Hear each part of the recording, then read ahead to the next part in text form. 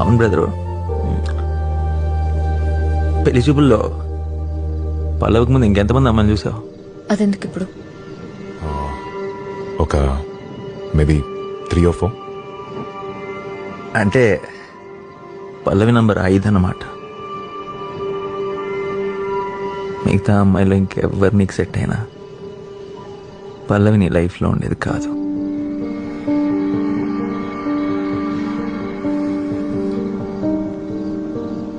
పల్లవి నీకు ఆప్షనే తప్ప చాయిస్ కాదు. కానీ నేను అలా కాదు కదా బ్రదర్.